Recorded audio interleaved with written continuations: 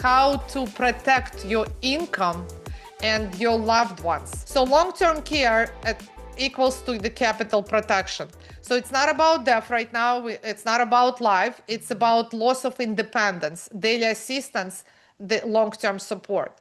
So this is another thing that many individuals, business owners, many doctors ignore because they're thinking, oh, you know what, I know medicine, I will manage myself, reality is different, I don't need this, and not too many people think about this. But the real life example shows differently, so we never know what might happen. So this is why all these protections out there are available for us to take advantage of.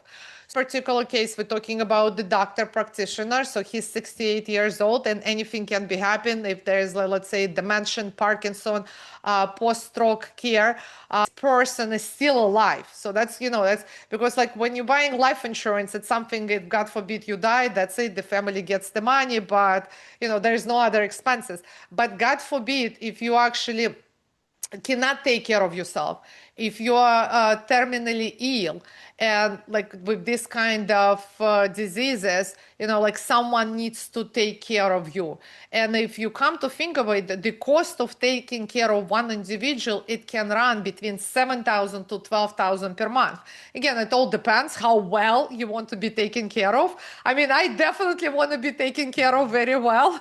So, it might cost even more. So these are the things that you need to think about it. And then especially if you cannot tap into this Medicaid, Medicare assistance, then this is a very important thing to consider and to think about it is the long-term care.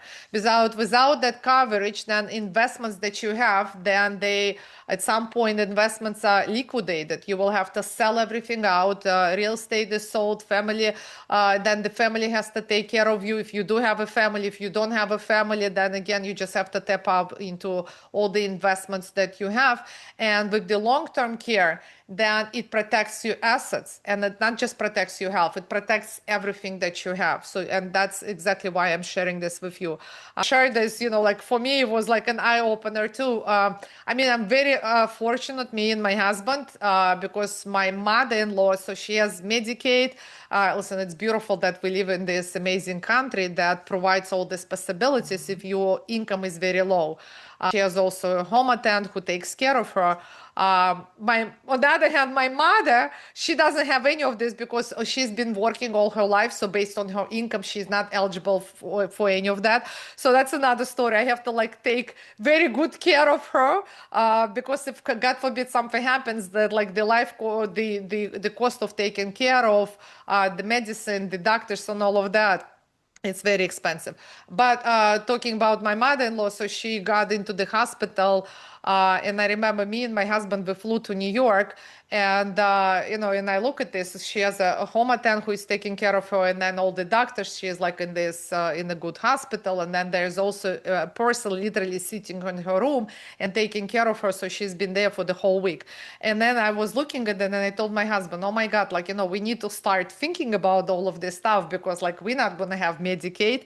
The government is not gonna pay for the home attendant and for the hospital care and for someone actually sitting and taking care of us." So that's, this is where the long-term care will come into the place.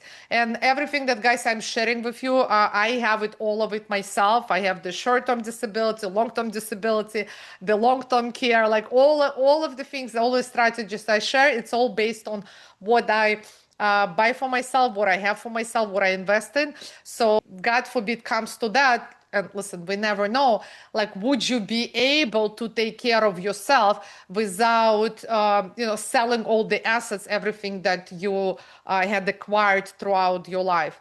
And most of the time, the truth that no one talks about it is if you don't have any of these plans, then typically what happens is that this whole burden falls into the wives, into the daughters, female relatives. Some start asking for the family members. But then again, we cannot rely on that because family members, they have their own life. Luckily, thanks God that my mother-in-law is taken care of by the government, because if not for that, then it's me, my husband, we're the ones who will have to be paying for all of this. When I was looking at that, this whole thing that was when it was all happening with her when she was in the hospital. I was like sitting and calculating like how much the Hamaten gets paid, how much the hospital stay and everything. And then like I made all this calculation. I was like, oh my God. And now multiply this by 12 months and then multiply by the amount of years that person is going to be living. If you have assets, it might not be enough to take care of all of this. So that's again how important it is to take care of this. The real financial strategy, it's not just the investment, not just tax planning. I know I talk a lot about tax planning, how to save money. I talk about a lot investments, but the first thing before you even start investing, the first thing what you need to start thinking about is how to protect your income, protect your business, protect your practice, your family, your capital. And this is where this disability insurance, long-term care are the foundation. And this is something that is available out there for the business owners, and you can tap into and you can take advantage of it. So then this way, you can protect your loved ones and all the assets.